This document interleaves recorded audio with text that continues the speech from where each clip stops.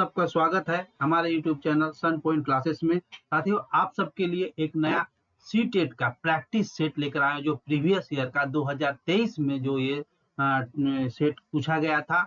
यह बाल विकास का 30 क्वेश्चन है साथियों। चलिए बिना देर करते हुए चलिए सेट पर चलते हैं और हम लोग सॉल्व करके देखेंगे कि सीटेट 2023 में क्या सवाल पूछा गया था। इससे सेट बनाने से आपको क्या होगा, आपकी इफिशियंसी बढ़ेगी। आप यहाँ करके सॉल्व करके देख लीजिए ताकि परीक्षा में आप आसानी से सॉल्व कर सके। साथ ही प्रीवियस ईयर का क्वेश्चन सॉल्व करने से आपको उसके पैटर्न का पता चलेगा, किस तरह से क्वेश्चन पूछा जाता है। साथियों, अभी तक आपने अगर मेरे YouTube चैनल को सब्सक्राइब नहीं किया है तो सब्सक्राइब करके बेल आइकन दबा दीजिए ताकि नोटिफिकेशन आपको मिलता रहे। चलिए साथियों स्टार्ट करते हैं। पहला क्वेश्चन देखिए, सीटेट का ये 2023 का क्वेश्चन है। ये देखिए 2023 का क्वेश्चन है।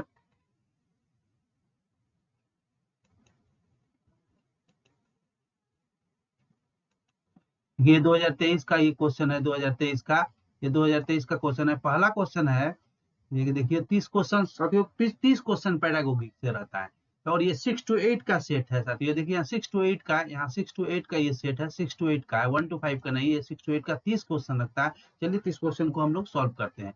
ये देखिए पहला क्वेश्चन है, निम्नलिखित में से कौन सा प्रश्न समालोचनात्मक रचनात्मक चिंतन को बढ़ावा देता है। साथियों, समालोचनात्मक और रचनात्मक चिंतन को बढ़ावा देता है, इसका मतलब इससे क्या होता है, यह बच्चों में समस्या को समझने और उसे सुलझाने और निर्णय लेने की क्षमता को बढ़ावा देता है समालोचना चिंतन में। यहाँ भी बात करें साथियों, पानी के बचाव के लिए सबसे अच्छा तरीका कौन सा हो सकता है और क्यों। बी है, आपके शहर में पानी कहाँ से आता है।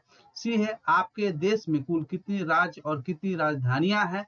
आपके देश का नाम और मानचित्र पर इसकी भौगोलिक स्थिति क्या है। आप अपने से सोच के बताइए। ये सबसे अच्छा ये है पानी के बचाव। साथियों ये वाला होगा, पानी के बचाव के लिए सबसे अच्छा तरीका कौन सा हो सकता है। इसमें चिंतन करने की बात होती है, जो समस्या है उस समस्या को समझना, उसे सुलझाने का निर्णय लेना और उसे सुलझाने के लिए निर्णय लेने की क्षमता का विकास होता है साथियों समालोचनात्मक में। तो सबसे अच्छा ये है, पानी के बचाव के लिए सबसे अच्छा तरीका कौन सा हो सकता है। क्वेश्चन नंबर 2 है, समालोचनात्मक चिंतन में प्रमाण की क्या भूमिका है। समालोचनात्मक चिंतन में प्रमाण की साथियों क्या भूमिका। एक है, प्रमाण का तार्किक और सुनियोजित रूप से मूल्यांकन किया जाना चाहिए।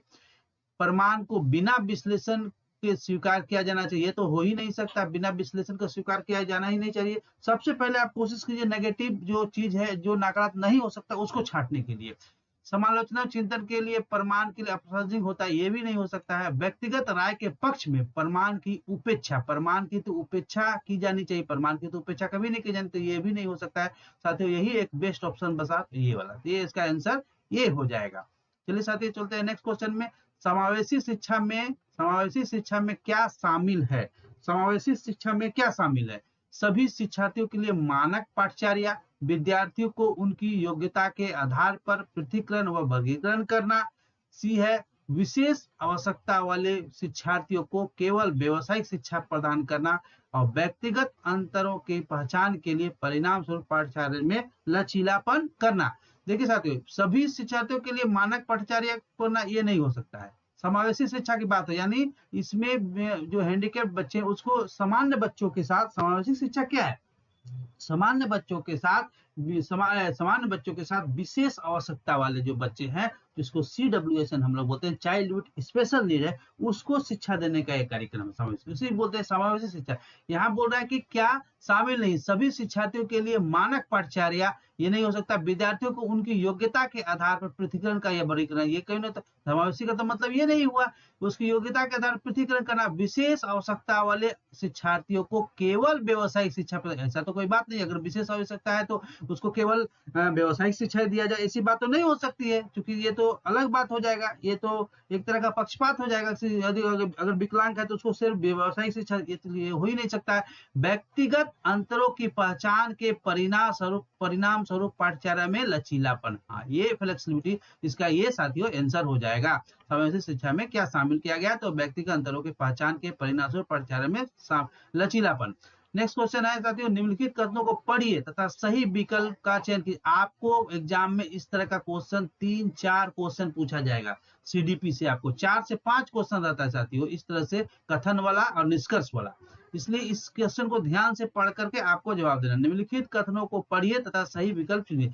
कथन है, अभी कथन क्या है, बच्चों में संज्ञानात्मक विकास पर भाषा के प्रभाव पर जीन पियाजे और ले वाइगोत्स्की के दृष्टिकोण से क्या भिन्नता है। कहने का मतलब बोलता है कि संज्ञानात्मक जो विकास दिया था ली वाइगोत्स्की और जीन पियाजे, दोनों ने ही संज्ञानात्मक विकास का सिद्धांत दिया है, तो दोनों के विकासों के सिद्धांत में क्या अंतर है पूछ रहा है। यहाँ देखिए निष्कर्ष है, यहाँ पर निष्कर्ष दिया है, कारण खोज अधिगम में शिक्षक अवसर प्रदान करता है और विद्यार्थी स्वयं जानकारी प्राप्त करने के लिए उन्मुख होता है।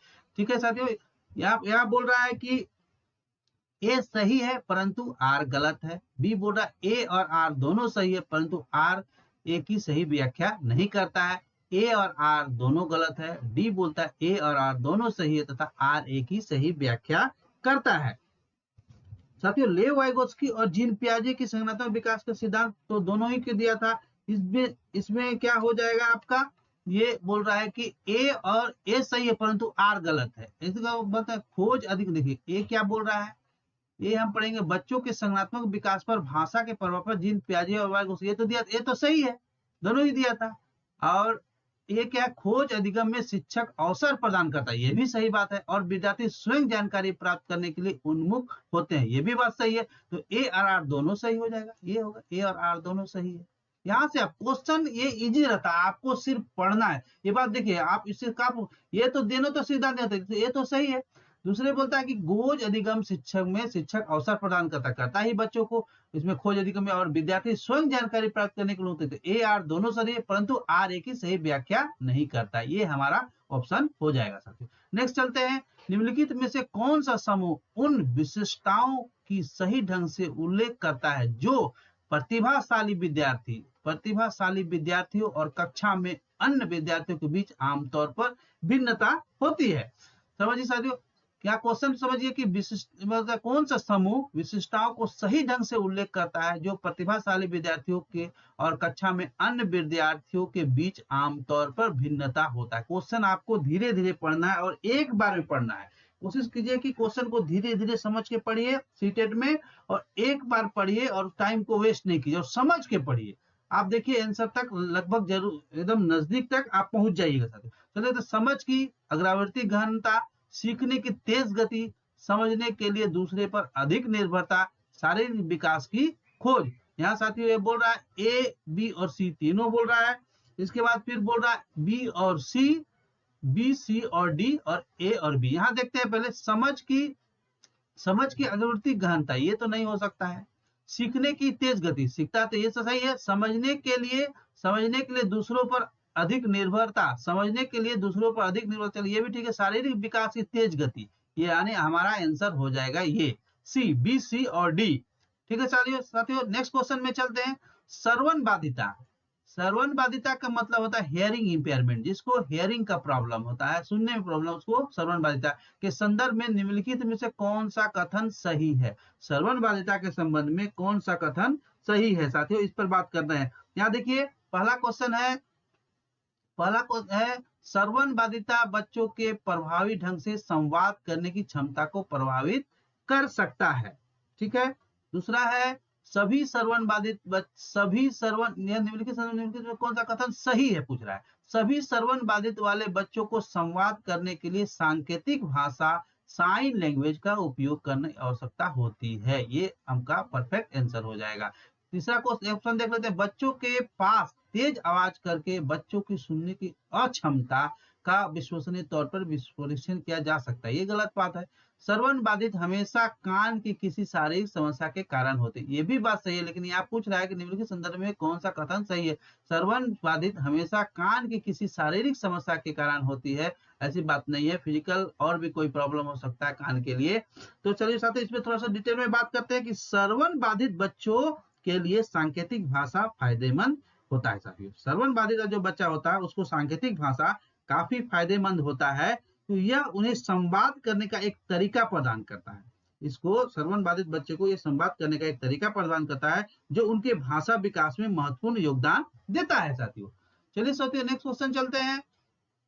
क्वेश्चन नंबर 7 है, क्वेश्चन नंबर 7 है, क्वेश्चन नंबर 7, समावेशन के संदर्भ में पाठचर्या के सीखने की अपेक्षाएं डॉट डॉट में समान जबकि वे भिन्नताएं होती। इसमें क्या भराएगा साथियों? संवर्धन, गतिवर्धन, संवर्धन, संशोधन, समायोजन, गतिवर्धन, संवर्धन, समायोजित, संशोधन। तो ये हमारा आंसर हो जाएगा इसका संवर्धन और गतिवर्धन। यहाँ अपेक्षा के यहाँ पर भराएगा संवर्धन और यहाँ बताएगा गतिवर्धन। साथियों संवर्धन क्या होता है? वृद्धि करना या बढ़ाना, संवर्धन मतलब। और गतिवर्धन का मतलब होता है किसी चीज को तेजी से करने के कार्य में तेजी लाना, कार्य को तेजी लाना, कार्य को करने में तेजी लाना, उसको गतिवर्धन बोलते हैं। संवर्धन मतलब वृद्धि करना, बढ़ाना कोई चीज को, संवर्धन का मतलब होता है। चलिए साथियों नेक्स्ट चलते हैं 8 नंबर क्वेश्चन में। संरचनावादी सिद्धांतकारों के अनुसार निम्नलिखित में से कौन सा कथन सही नहीं है? देखिए इस तरह से क्वेश्चन अगर नहीं है वाला पूछेगा तो आपको थोड़ा अलर्ट होकर के जवाब देना है। कौन सा नहीं है पूछ रहा है, कौन सा नहीं है पूछ रहा है, कौन सा है नहीं, कौन सा नहीं है। ज्ञान व्यक्तिपरक है, ये सही है, होता है। शिक्षार्थियों के अपने सामाजिक और सांस्कृतिक संदर्भ में ज्ञान की रचना करते हैं, ये भी सही है। प्रभावी अधिगम सुनिश्चित करने के लिए शिक्षार्थियों को बाहरी रूप से प्रेरित करने की आवश्यकता कोई जरूरी नहीं है, बाहरी रूप से प्रेरित नहीं हो सकता, इसलिए इसका आंसर ये नहीं हो सकता है। क्योंकि आंतरिक रूप से किसी को ये मोटिवेट किया जाता है, बाहरी रूप से नहीं। ज्ञान बहुलवादी को बहुविध है, ये भी गलत बात, ये भी सही है। यानी हमारा गलत आंसर हमारा ये हो जाएगा सी नंबर। तो 8 का आंसर क्या होगा साथियों? C number. चलिए साथियों नेक्स्ट क्वेश्चन चलते हैं। निम्नलिखित में से कौन सा आंतरिक अभिप्रेरणा का उदाहरण है? आंतरिक अभिप्रेरणा, आंतरिक अभिप्रेरणा का कौन सा उदाहरण है? आंतरिक अभिप्रेरणा का कौन सा उदाहरण है साथियों? आंतरिक थोड़ा सा डिटेल में बात करते हैं, फिर हम इसमें आते हैं कि आंतरिक अभिप्रेरणा जो होता है साथियों वह मानवीय प्रवृत्ति है। आंतरिक अभिप्रेरणा जो है किसी मनुष्य का मानवीय एक प्रवृत्ति है, उसकी आंतरिक प्रवृत्ति होती है। हम व्यक्तिगत रुचियों को आगे बढ़ाएं और अपनी क्षमताओं को प्रयोग करें, या हम आंतरिक रूप से प्रेरित होते हैं तभी हम ऐसा करते हैं। तो हमें प्रलोभन या दंड की आवश्यकता नहीं होती। जब हम अंदर से मोटिवेटेड हो जाते हैं तो हमको किसी तरह के दंड की आवश्यकता नहीं होती है। व्यक्तिगत आनंद के लिए वाद्य यंत्र आंतरिक अभिप्रेरणा का उदाहरण है। समझे साथियों? ये थोड़ा सा डिटेल्स में बात कर। अब आते हैं हम इसके ऑप्शंस में। ऑप्शंस है हमारा जाकर के, ऑप्शन है कि शिक्षक को प्रभावित करने के लिए परियोजना को पूरा करना, ये तो नहीं हो सकता है।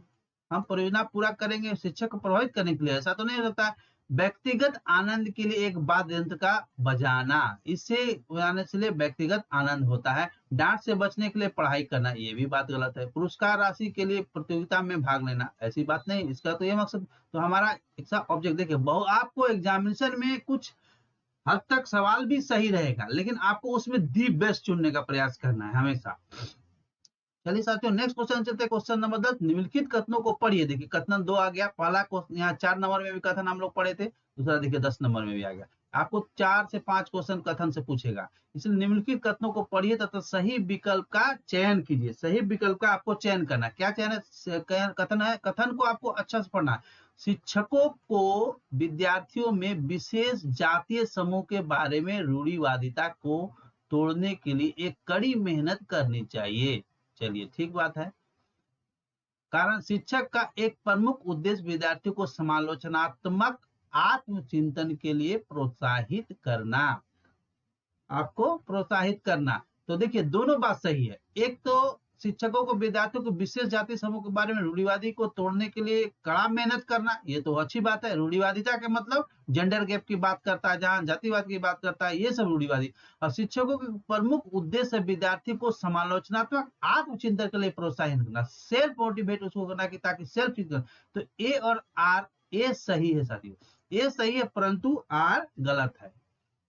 ये बोलता है शिक्षा एक प्रमुख उद्देश्य विद्यार्थियों को समालोचनात्मक आत्मचिंतन के लिए प्रोत्साहित करने के लिए, ये सही है हमारा, लेकिन आर कथन हमारा गलत है। तो हमारा आंसर हो जाएगा साथियों यहीं पर मिल गया, ए सही है परंतु आर गलत। ए आर दोनों सही है, दोनों तो सही नहीं है, तो ये हो ही नहीं सकता है। चलिए चलिए नेक्स्ट क्वेश्चन। तो यहाँ पे ए आर दोनों गलत है, ये भी नहीं हो सकता। ए और आर दोनों सही, ये भी नहीं हो सकता है। तो हमारा आंसर हो जाएगा ए नंबर ए सही है। एक ही मिल गया, यहीं पर आप मार के आगे बढ़ जाइए। और आप चारों ऑप्शन को देखिए भी, देखना भी जरूरी है, खास करके पेडागोजी तो जरूर देखिए चारों ऑप्शन को। चलिए साथियों नेक्स्ट क्वेश्चन चलते हैं। क्वेश्चन नंबर 11 है, महारत लक्ष्य और प्रदर्शन लक्ष्य में क्या अंतर है। यहाँ पूछ रहा है कि महारत लक्ष्य और प्रदर्शन लक्ष्य में क्या अंतर है। पहला है, महारत लक्ष्य विफलता से बचने पर केंद्रित होते हैं, जबकि प्रदर्शन लक्ष्य दूसरे के अनुमोदन और मान्यता प्राप्त करने वाले पर केंद्रित। ये तो नहीं होगा। इस वजह से है कि महारत लक्ष्य अपने कौशल और कार्य की समझ में सुधार करने पर केंद्रित होते हैं, जबकि प्रदर्शन लक्ष्य उच्च ग्रेड प्राप्त करने के नहीं होगा। महारत लक्ष्य दूसरे में अनुमोदित प्राप्त करने पर केंद्रित होता है, जबकि प्रदर्शन लक्ष्य विफलता से बचने पर केंद्रित है। ये भी नहीं होगा। ये लास्ट ऑप्शन था, महारत लक्ष्य में दूसरे के साथ प्रतिस्पर्धा करने के लिए एक निश्चित स्तर से प्रदर्शन की प्राप्त करने के प्रयुक्त किया जाता है, जबकि प्रदर्शन लक्ष्य में खुद कौशल और कार्य की समझ में सुधार करने के लिए ध्यान केंद्रित किया जाता है। ये हमारा ऑप्शन हो जाएगा साथियों। इसका आंसर होगा हमारा 11 का डी। चलिए साथियों 12 चलते हैं। भाई बहन के रिश्ते क्या होते हैं। भाई बहन का रिश्ता, भाई बहन के रिश्ते क्या होते हैं। चलिए साथियों पहले क्वेश्चन से पहले हम थोड़ा डिटेल्स में जान लेते हैं कि भाई बहन के रिश्ते क्या होते हैं। भाई बहन एक दूसरे के जीवन में अनूठी भूमिका निभाते हैं।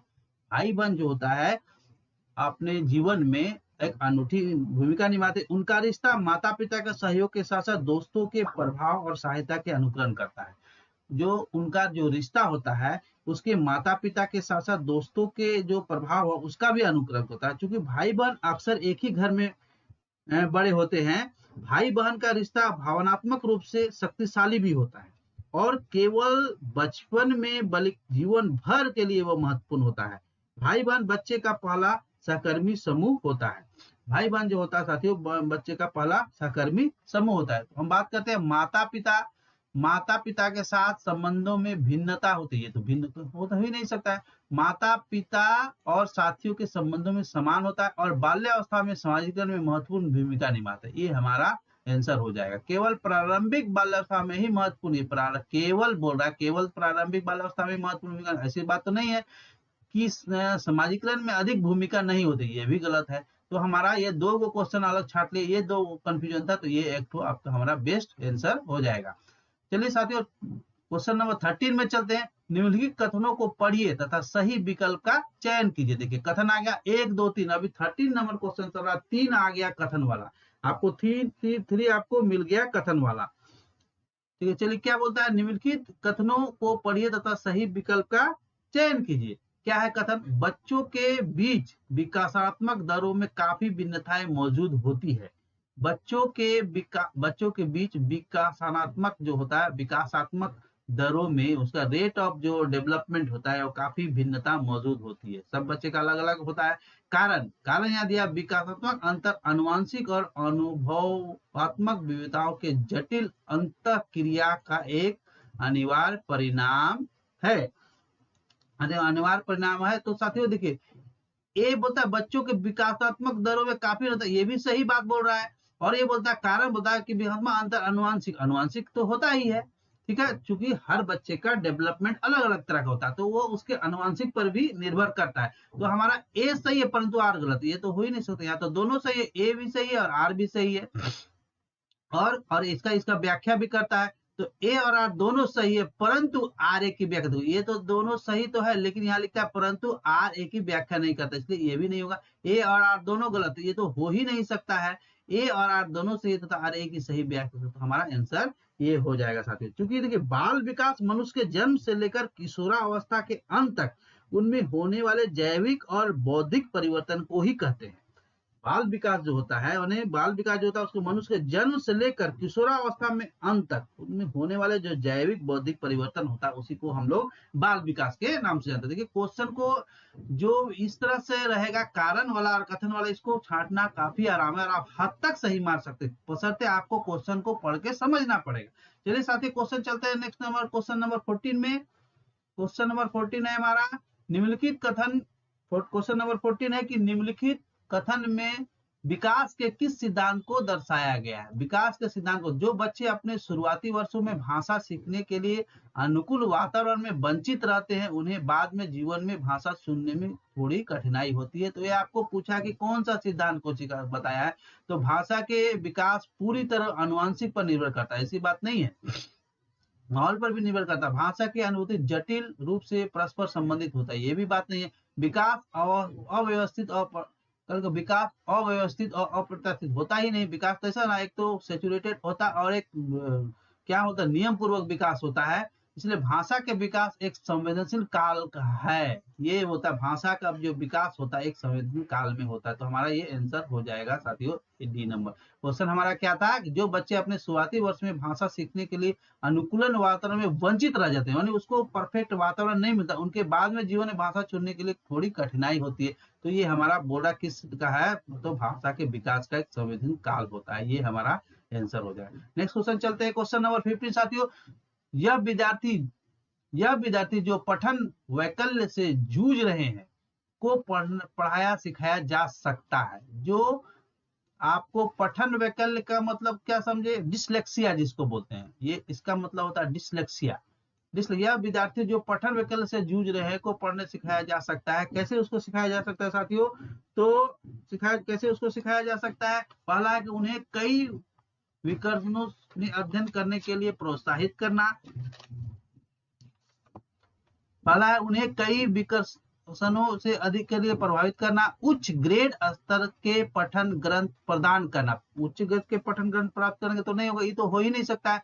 सुधारात्मक पठन सुनिश्चित करने के लिए संख दंड के ऊपर, दंड तो बात हो ही नहीं सकता है, पेडागोगी दंड नेगेटिव बात ये हो ही नहीं सकता है। दो तो ऑप्शन ऐसे हम काट लिए, एक प्रणालीगत गंतव्य प्रशिक्षण के माध्यम से हो, ये भी नहीं हो सकता। तो हमारा बेस्ट आंसर हो जाएगा साथियों ये। देखिए साथियों, डिसलेक्सिया जो होता है, डिसलेक्सिया से पीड़ित बच्चे को पढ़ना सिखाने के लिए सबसे प्रभावी और पद्धति जो होता है वह सिंथेटिक फेनिक्स है। डिसलेक्सिया से ग्रसित जो बच्चा होता है उसको पढ़ना सिखाने के लिए सबसे अच्छा अगर कुछ चीज है तो सिंथेटिक फोनिक्स होता है। जो सिंथेटिक फोनिक्स बच्चों को पढ़ना सिखाने का एक तरीका होता है साथियों। जो सिंथेटिक फोनिक्स जो होता है वो बच्चों को पढ़ना सिखाने का एक तरीका होता है साथियों। मैं थोड़ा उसमें डिटेल में भी बात बता देता हूँ कि इसे डिसलेक्सिया से पीड़ित बच्चों को सिखाने के लिए सफलता रूप में उसको सिखाया जा सकता है। डिसलेक्सिया से पीड़ित बच्चों को अलग अलग आवाज के माध्यम से आकर्षित करके पढ़ना भी आसान होता है साथियों। ये थोड़ी सा डिटेल्स था उसमें डिसलेक्सिया के विषय में। चलिए साथियों चलते हैं क्वेश्चन नंबर 16 में, बोध आधारित। क्वेश्चन नंबर 16 है कि बोध आधारित का आंतरिक सिद्धांत का विश्वास है। क्या विश्वास है, पहला है कि शिक्षार्थियों की क्षमताओं और आवश्यकताओं को विविध है, जिनके मानक निर्देशों पर ध्यान केंद्रित कर किए बिना पूरे नहीं किए जा सकते। ये हो नहीं सकता है, काटिए इसको। शिक्षार्थी निष्क्रिय की बात कर दिया, शिक्षार्थी कभी निष्क्रिय हो सकता है, इसलिए हो ही नहीं सकता। ऐसा करने के लिए एक सुविधाजनक वातावरण प्रदान किए जाने पर शिक्षार्थी ज्ञान का निर्माण कर सकता है, अगर उसको ये हो सकता है साथियों। आगे देखिए नेक्स्ट पार्ट पर शिक्षार्थी कम जानते, कोई भी शिक्षार्थी कम नहीं जानता। कोई भी स्टूडेंट, कोई भी बच्चे अपने आप में सब कुछ होते हैं, बशर्ते उसको एक सुविधाजनक और एक उसके सुटेबल वातावरण मिलना चाहिए। तो हमारा ये सुटेबल आंसर हो जाएगा सी नंबर। चलिए साथियों, कुछ ऐसा क्वेश्चन है साथियों, हमने देखा है कि आपको ऑप्शन आराम से छाट सकते हैं। नेगेटिव देखिए, ये बात से छाटते निष्क्रिय, ये तो आप ऐसे ही छाट दीजिएगा, इसको भी आप छाट सकते हैं, ये भी छाट। विद्यार्थियों के मानक निर्देशों ध्यान केंद्रित किए बिना पूरा नहीं किया जा सकता है, ये भी गलत बात है। चलिए नेक्स्ट क्वेश्चन सुनते हैं, क्वेश्चन नंबर 17। साथियों अभी तक आपने अगर मेरे यूट्यूब चैनल को सब्सक्राइब नहीं किया तो सब्सक्राइब कर, तो बेल आइकन दबा दीजिए ताकि नोटिफिकेशन का मिलता। अगर वीडियो अच्छा लगे तो लाइक करके शेयर कर दीजिएगा। चलिए साथियों क्वेश्चन नंबर 17 में चलते हैं। जटिल समस्याओं से जूझ रहे अमन नाम का एक बच्चा है, जटिल समस्या से जो जूझ रहा है कि समस्या समाधान कौशल विकसित करने के लिए एक शिक्षक किस प्रकार का मदद कर सकता है। कोई एक बच्चा है जो अमन नाम का है, वह समस्या समाधान जो कौशल होता है, जो प्रॉब्लम सॉल्विंग जो होता है उसको से वह जूझ रहा है, तो उसके एक शिक्षक को किस प्रकार उसको मदद कर सकता है, उसको कैसे मदद कर सकता है। चलिए ऑप्शन पढ़ते हैं। उसे मंथन करने और विचार उत्पन्न करने के लिए प्रोत्साहित करना। ये बात सही है। आगे भी ऑप्शन देखते हैं। उससे कहकर वह समस्या को सुलझाने का छोड़ दे ये तो नहीं हो सकता, इसलिए इसको काटिए। उसे प्रयोग करने और जोखिम लेने के लिए हतोत्साहित करना, ये भी गलत बात है। उसे उत्तर प्रदान कर देना, उत्तर प्रदान कर देने से तो सुलभ नहीं होगा, इसलिए ये भी नहीं। ये देखिए आपको अपने आप छट गया आंसर। अब उसे मंथन करने के लिए, विचार उत्पन्न के लिए उसको प्रोत्साहित करना, उसको मोटिवेट करना। ठीक है साथियों, चलिए चलिए क्वेश्चन नंबर 18 पे चलते हैं हम लोग। ये क्वेश्चन नंबर 18 है हमारा। क्वेश्चन नंबर 18 है कि माध्यमिक कक्षाओं में अधिगम के लिए, माध्यमिक कक्षाओं अधिगम के लिए एक अनुकूल कक्षा का वातावरण डॉट डॉट में केंद्रित होना चाहिए। क्या होना चाहिए कि माध्यमिक कक्षाओं में अधिगम के लिए एक अनुकूल कक्षा का वातावरण में केंद्रित होना चाहिए। क्या होना चाहिए? समाज और शर्मिंदगी का डर, ये तो नहीं हो सकता है। सहकारी अधिनियम, ये सही बात है। प्रतिस्पर्धा का लोकाचार, ये नहीं हो सकता है, लोकाचार नहीं होता। अनुबंधन और पुनर्बलन, ये भी नहीं हो सकता है। तो हमारा साथियों आंसर हो जाएगा बी नंबर, सहकारी अधिगम। चलिए चलिए साथियों चलते हैं नेक्स्ट क्वेश्चन में। लेवाइगोत्स्की का मानना था कि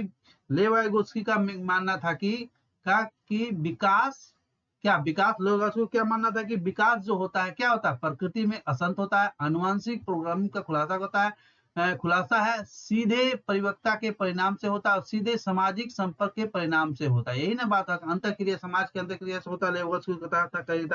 वाइगोत्स्की का मानना था कि हर चीज दो स्तरों पर सीखी जाती है। थोड़ा डिटेल्स में हम बात करते हैं इसमें। वाइगोत्स्की जो था साथियों, उसका मानना था कि हर चीज दो स्तरों में सीखी जा सकती है। पहला कि दूसरे के साथ बातचीत के माध्यम से, और फिर व्यक्ति की मानसिक संरचना में एकत्रित करके। वाइगोत्स्की ने तर्क दिया था साथियों कि उच्च मानसिक क्षमताएं केवल अधिक उत्पन्न मानसिक क्षमता वाले लोगों के साथ बातचीत के माध्यम से ही विकसित किया जा सकता है। ये वाइगोत्स्की का मानना था। चलिए साथियों नेक्स्ट क्वेश्चन चलते हैं। पियाजे देखिए, आपको साइकोलॉजिस्ट का स्टेटमेंट से, उसके सिद्धांत से क्वेश्चन जरूर रहेगा। पेडागोगी 2 3 4 क्वेश्चन रहता है। ठीक है साथियों, इसलिए आप जितने भी साइकोलॉजिस्ट, जिन पियाजे है, ये सब फेवरेट है और मोस्ट इंपोर्टेंट है। जिन पियाजे हुआ, वाइगोत्स्की हुआ, ये सब आपका फेवरेट ये साइकोलॉजिस्ट है। इन सब का आपको स्टेटमेंट को, आप उसके जो सिद्धांत है उसको आप अच्छी तरह से याद कर लीजिए, जान लीजिए। पियाजे के अनुसार गुणात्मक रूप से 4 भिन्नताएं हैं। पियाजे बोलता है साथियों, पियाजे के अनुसार बोलता है गुणात्मक रूप से 4 भिन्नताएं हैं। क्या क्या है? दुनिया के विभिन्न संस्कृति में व्यापक रूप से भिन्नता है। उदाहरण देकर समझती है कि बच्चे मन की लघु व्यस्त मन होता है। बच्चे को जेनेटिक कोड पर निर्भर करता है, ये सही हो सकता है। बच्चे के विकास के स्वाभाविक पैटर्नों को प्रतिनिधित्व करती है। या पियाजे के अनुसार गुणात्मक रूप से 4 भिन्नता, एक पहला है, ये हमारा सही आंसर हो जाएगा, ये बच्चों के जेनेटिक कोड पर ये निर्भर करता है। बच्चों को जेनेटिक कोड पर निर्भर। साथियों पियाजे ने बच्चे के विकास को प्रभावित करने वाले जिन 4 कारक जो की चर्चा किया साथी, वह 4 कारक इस तरह का है साथी। वह परिपक्वता, गतिविधि, सामाजिक, अनुभव, संतुलन, ये 4 है। यानी जिन पियाजे ने बच्चों को प्रभावित करने वाले जो 4 कारक बताया, वह बताया था साथियों परिपक्वता, एक गतिविधि, दूसरा तीसरा है सामाजिक अनुभव, और तो संतुलन। क्योंकि प्रत्येक बच्चा एक ही क्रम में गुणात्मक रूप से 4 चरणों से गुजरता है। प्रत्येक बच्चा एक ही क्रम में गुणात्मक रूप से 4 स्टेज से गुजरता है, 4 चरण से गुजरता है। बच्चे का विकास जैविक परिपक्वता और पर्यावरण के साथ अंतःक्रिया पर आधारित होता है। विकास जो होता है साथियों, विकास के प्रत्येक चरण में बच्चे की सोच जो होती है, बच्चे की सोच जो होता है अन्य 4 चरणों के गुणात्मक रूप से भिन्न होता है। ये तो साथियों जिन पियाजे की बात थी। चलिए आगे साथियों चलते हैं। निम्नलिखित में से कौन सी पियाजे के संज्ञानात्मक विकास के सिद्धांत की सीमा है? देखिए जिन पियाजे का 2 सवाल यहाँ पूछ लिया है। जिन पियाजे से बोलता है कि कौन सा उसकी सीमा है। जिन पियाजे कौन से पियाजे संज्ञानात्मक विकास, जो संज्ञानात्मक विकास दिया था, कॉग्निटिव डेवलपमेंट जिसको कहते हैं हम लोग, वो उसके सिद्धांत की सीमा क्या है? तो सीमा क्या है? पहला जो है हमारा साथियों की, यह संज्ञानात्मक विकास में भाषा की भूमिका पर अधिक बल देता है। ऐसी बात नहीं है जिन पियाजे भाषा के विकास में अधिक बल देती, वह संज्ञानात्मक विकास में व्यक्तिगत भिन्नता को भी ध्यान में नहीं रखता है। उसका है। वह संगठनात्मक विकास में जैविक कारकों की भूमिकाओं को ध्यान में नहीं रखता है, ये भी गलत बात है। यह संगठनात्मक विकास पर सांस्कृतिक और सामाजिक कारकों के प्रभाव को ध्यान में नहीं रखता, ये हमारा सही होता है। ये संगठनात्मक विकास पर सांस्कृतिक और सामाजिक कारकों के प्रभाव को ध्यान में नहीं रखता है, ये हमारा सही उसका आंसर हो जाएगा। साथियों, जीन पियाजे के सिद्धांत में कुछ कमियां भी हैं। जीन पियाजे का जो सिद्धांत है साथियों, उसमें कुछ कमियां भी हैं, जिसमें किशोरावस्था की क्षमता को अधिक आंकना और शिशु की क्षमता को कम आंकना शामिल है। जीन पियाजे का जो सिद्धांत है उसमें कुछ कमी है साथियों। वो कमी है कि उसने जो किशोरावस्था के जो क्षमता को अधिक आंका है और शिशु की क्षमता को कम आंका है। इसके अलावा पियाजे के द्वारा जो संज्ञानात्मक विकास के 4 चरण को भी संज्ञानात्मक मूल्यांकन करके असमर्थ है। यानी जीन पियाजे का जो संज्ञानात्मक विकास है, उनके चरणों का संचालन और मूल्यांकन करने में भी असमर्थ है। वो जीन पियाजे जो 4 दिया था उसमें भी वह उसका समालोचन करने में असमर्थता व्यक्त किया, उसका मूल्यांकन वह भी वो ठीक से नहीं कर पा गया, उनके जीन पियाजे में ये खामियां थी। चलिए साथियों, नेक्स्ट तो चलते हैं निम्नलिखित कथन। देखिए क्वेश्चन फिर आ गया कथन। कथन से देख रहे हैं 4-5 क्वेश्चन मिलेगा। निम्नलिखित कथनों को पढ़िए, निम्नलिखित कथनों को पढ़िए तथा सही विकल्प का चयन कीजिए। पहला क्या है, प्रत्येक वर्ष लता जो कि कक्षा 8 की शिक्षिका है, उनके क्षेत्र में कैरियर पर चर्चा करने के लिए एक महिला गणित प्रोफेसर क्वेश्चन यहाँ देखिए, एक महिला गणित पेपर और एक पुरुष नर्स को कक्षा में आमंत्रित करती है। यानी कहने का मतलब है कि एक लता एक शिक्षिका है जो अपने स्कूल में एक महिला गणित प्रोफेसर को और एक पुरुष नर्स को करियर बनाने के लिए अपने स्कूल में किसी को आमंत्रित करती है। यहाँ देखिए आर कारण दिया है, लैंगिक जेंडर अंतर जन्मजात से समाज के माध्यम से अधिकृत नहीं होता है। यहाँ देखिए साथियों, ये तो बात यहाँ देखिए ए सही है। यहाँ पर जेंडर की बात कैसे है, जेंडर गैप की तो बात नहीं कर रहा है, क्योंकि यहाँ देखिए महिला प्रोफेसर को आमंत्रित करता है, अब पुरुष नर्स को करता है, ये तो सही है। यहाँ जेंडर गैप की बात नहीं करता, ये सही है, परंतु आर गलत है, क्योंकि इसलिए कि यहाँ जेंडर लैंगिक जेंडर यहाँ लिखा लैंगिक जेंडर अंतर जन्मजात की तो बात यहाँ नहीं करता है।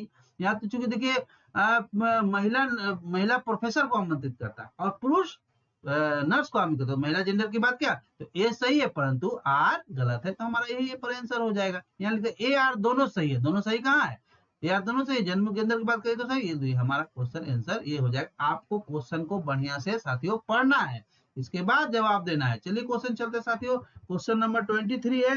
देखिए थोड़ा से चलिए साथियों थोड़ा बात करते हैं कि जो दिया है कि प्रश्न में, चलिए क्वेश्चन नंबर 23 पे बात करते हैं। क्वेश्चन नंबर 3 क्या है, एक प्रगतिशील कक्षा में विद्यार्थी जो होता है ए अधिक प्रश्न नहीं पूछते हैं, शिक्षक से प्रश्न पूछते हैं, एक दूसरे से प्रश्न पूछते हैं, स्वयं से प्रश्न पूछते हैं।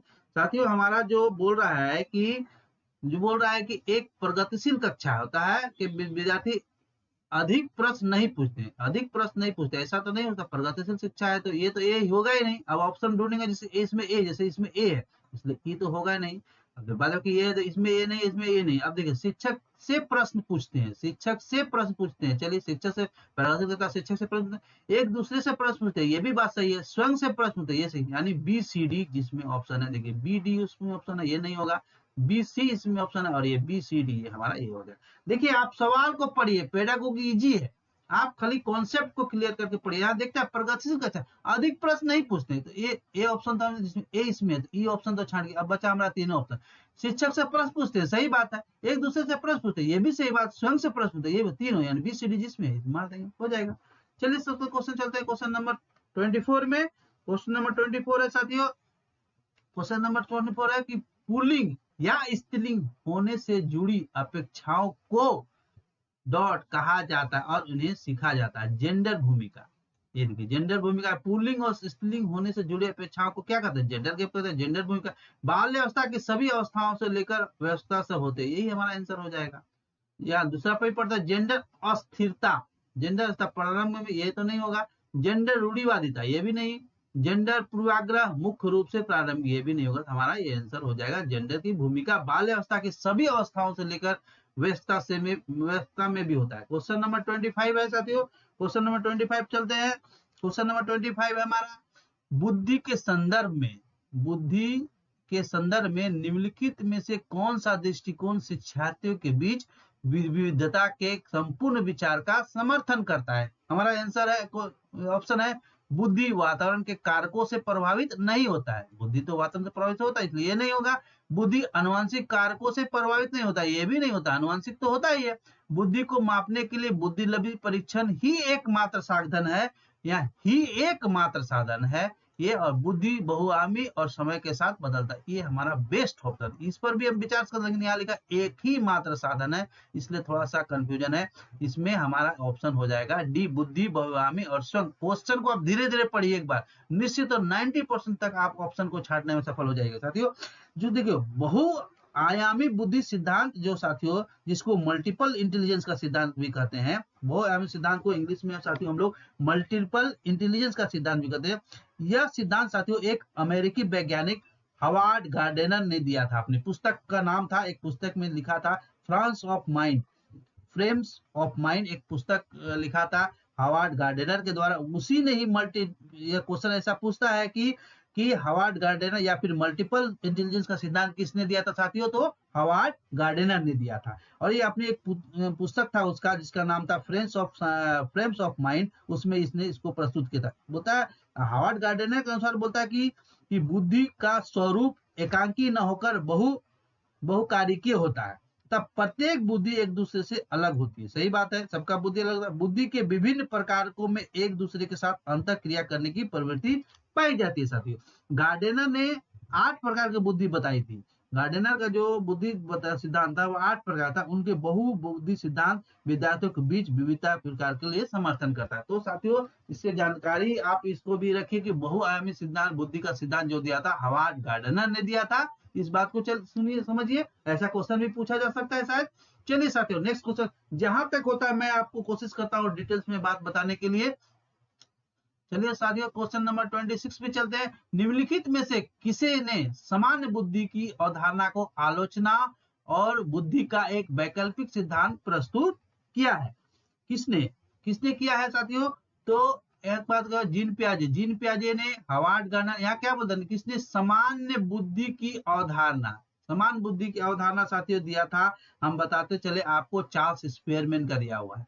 समान बुद्धि का जो सिद्धांत दिया, अवधारणा दिया था, वह चार्ल्स स्पेयरमैन का दिया था। मैं आपको बताया कि जितना भी साइकोलॉजिस्ट है उसके स्टेटमेंट को अच्छे से जान लीजिए। हॉवर्ड गार्डनर का नहीं है, लेविगोत्स्की का भी नहीं है, और ये लेविगोत्स्की ने हॉवर्ड गार्डनर का भी नहीं है, जीन पियाजे का नहीं है, चार्ल्स स्पेयरमैन का साथियों, समान बुद्धि के सिद्धांत को साथियों। स्पेयरमैन ने समान बुद्धि की आलोचना की है साथियों। स्पेयरमैन ही जो है जो समान बुद्धि की आलोचना की है। उसके अनुसार हर सामान्य पुरुष, महिला एवं बच्चा किसी न किसी चीज में एक प्रतिभाशाली होता है। उसका कहना था, हॉवर्ड चार्ल्स स्पेयरमैन का कहना था कि हर महिला, पुरुष और बच्चा किसी न किसी क्षेत्र में एक प्रतिभाशाली होता है। बस जरूरत है उसकी प्रतिभा को खोजने की। हम उसकी प्रतिभा को सिर्फ खोजेंगे कि वो कैसा। स्पेयरमैन के 2 कारक सिद्धांत में भी वृद्धि को 2 घटक भी बताया गया साथियों। एक विशिष्ट क्षमता, जिसको हम लोग जी और एस सिद्धांत से जानते हैं, यही ये चार्ल्स स्पेयरमैन का ही दिया हुआ है। कभी कभी बुद्धि का जो सिद्धांत दिया, एस और जी जो दिया है, स्पेयरमैन का ही साथियों वह दिया हुआ है। चलिए चलते हैं लॉरेंस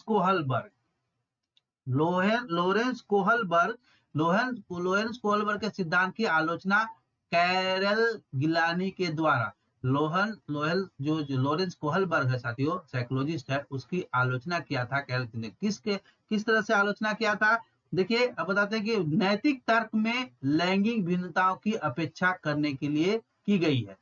विश्लेषण के मात्रक तरीके को लागू नहीं करने के लिए की गई है। नैतिक विकास का एक चरण सिद्धांत प्रस्तुत करने के लिए की गई है। और चौथा है हमारा वास्तविक जीवन की स्थिति के माध्यम से तथ्यों को एकत्र करने के लिए की गई है। साथियों हमारा आंसर हो जाएगा इसका ए साथियों। क्योंकि साथियों कैरल गिलानी के अनुसार जो साथियों लॉरेंस कोहलबर्ग का नैतिक सिद्धांत जो दिया था साथियों, वो पुरुष के प्रति पक्षपाती था।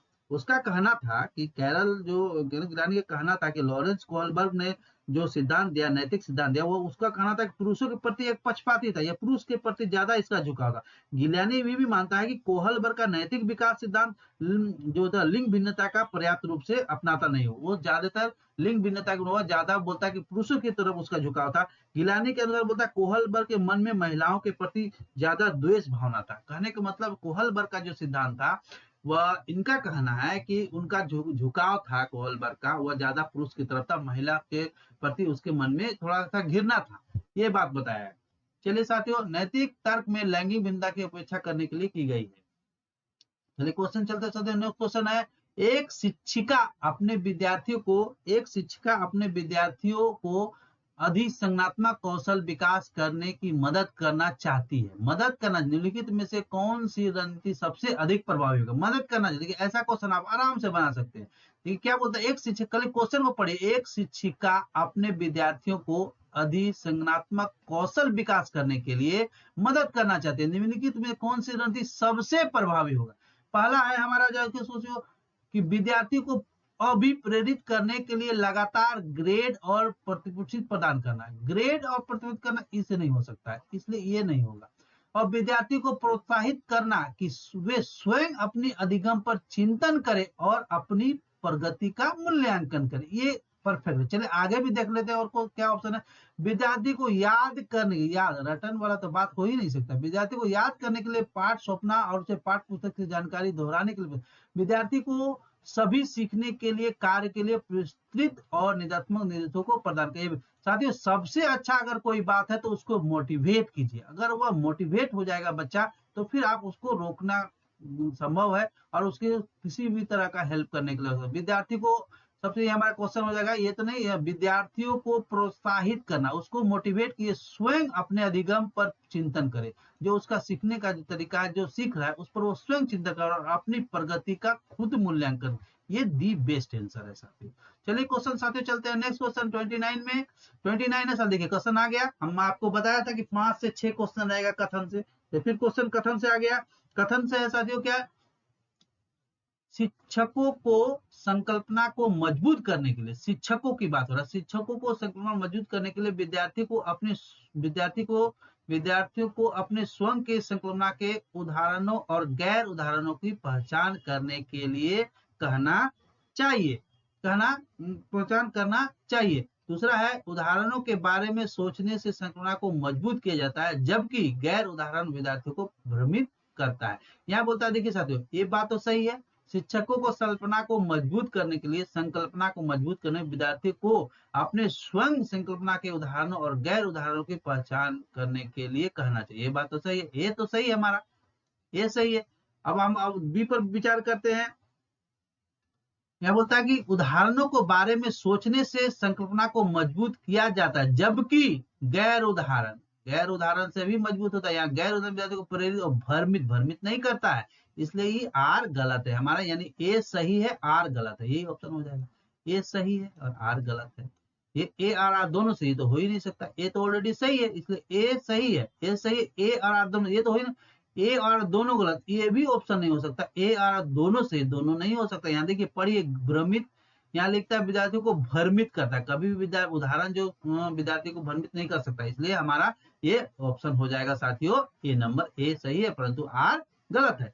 चलिए अंतिम क्वेश्चन है पेडागोगी का, last question 30 number question. 30 question आपको पूछा जाएगा पेडागोगी में, चाहे वो 1 to 5 हो चाहे वो 6 to 8, 30 क्वेश्चन ही रहेगा आपको। अधिगम के समान सिद्धांत बताने की, जो अधिगम का समान सिद्धांत है साथियों, अधिगम के समान सिद्धांत बताते हैं कि विद्यार्थी बेहतर रूप से सीखते हैं यदि क्या, पहले अवधारणा को उसके प्रत्यात्मक रूप से प्रस्तुत करे और फिर उसे भौतिक रूप पे आए। पहले उस पर चर्चा करे जिसके बारे में विद्यार्थी को नहीं पता है, और फिर उस पर आए जो विद्यार्थी पहले से जानते हैं। देखिए बहुत क्लोज ऑप्शन है। या पहले अवधारणा का संपूर्ण रूप से परिचय दे, फिर उसकी बारीकियों पर आए, ये बात परफेक्ट है। चलिए आगे पढ़ देखते हैं। पहले तर्क और कारण के संदर्भ में अवधारणा पर चर्चा करे और फिर विचारों को सत्यापित करने का अवसर पर, ये हमारा ऑप्शन हो जाएगा सी। साथियों ये इसका आंसर हो जाएगा सी। पहले अवधारणा का संपूर्ण रूप से परिचय दे और फिर उसके बारीकियों पर, पहले परिचय फिर उसकी बारीकियों पर चर्चा करें। साथियों यह हमारा 30 क्वेश्चन था बाल विकास का, सीटेट का 6 to 8 का। साथियों अगर वीडियो अच्छा लगा तो लाइक करके शेयर कर दीजिएगा और मेरे चैनल को सब्सक्राइब कीजिए। आप सबको बहुत बहुत धन्यवाद। मैं फिर से पुनः तुरंत सेट लाऊंगा। बहुत बहुत धन्यवाद साथियों।